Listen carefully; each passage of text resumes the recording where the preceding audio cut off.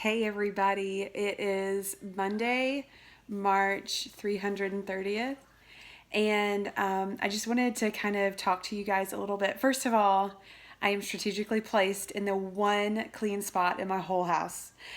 I don't know if you've ever been really sick before and you've like laid around on a sofa for a long period of time and your house just turns into a nightmare zoo that is so filthy. Well, that's where we are in our quarantine. But background, I have a dog in my lap. I am wearing jammy pants because they're comfortable. Anyway, but I wanted to do a really quick video about about how Todd and I managed to kind of survive a period of our lives where we really had very little income. And that was about 8 or 9 years ago. I guess it's been, well, no, it's been 12 years ago. I'm sorry. My oldest daughter is 12.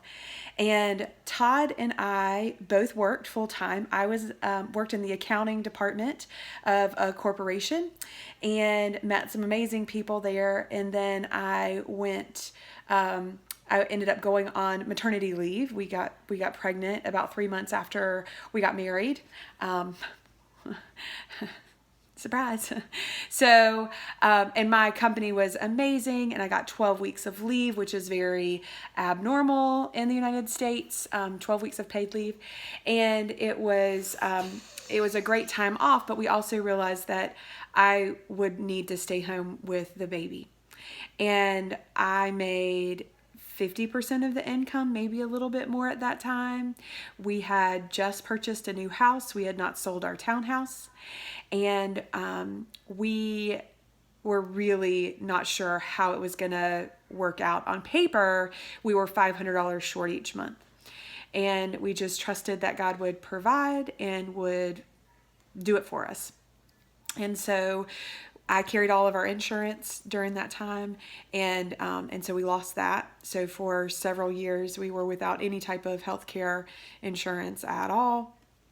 So one of the things that I became very, very good at was saving money. And we never missed a bill. We never paid anything late. And sometimes we would even get like random checks in the mail. I'll never forget, we had like $15 in the accounts, and we had a bill that was like $95 coming up, and the next day actually, and I was like, this is going to be the time where we're going to have to call this company, and I don't know how this is going to happen.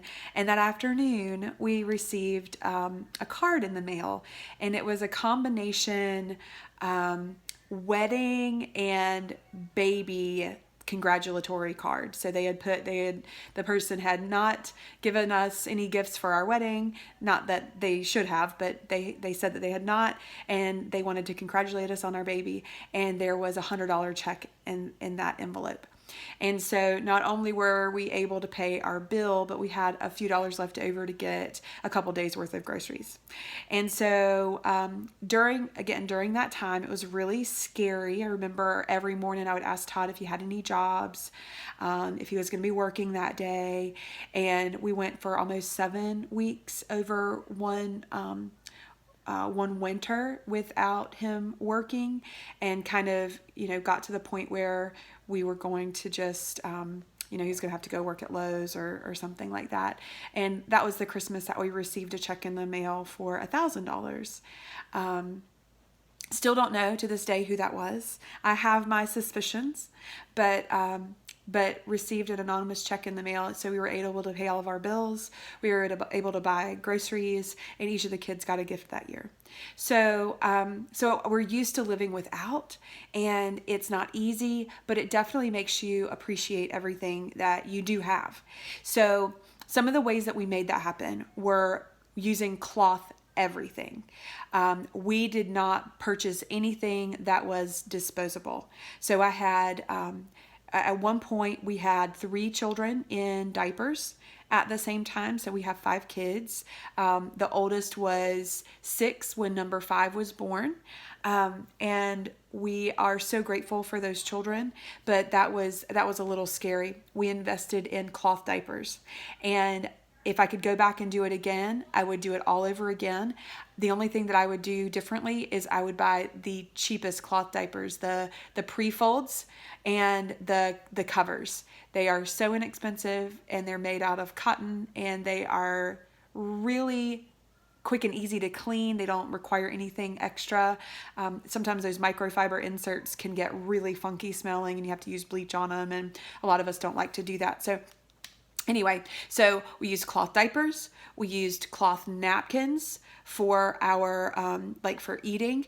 We used cloth wipes. So I had a big container full of cloth wipes. And guys, when we ran out or were running low, we would actually take Todd's older socks and cut those up and use those for bottom wipes. And we would just get those wet with water, and then we would wash them really, really well with hot water and usually a little bit of bleach. And then we used, I never bought paper towels ever during that time. We always used just regular small towels, dish towels.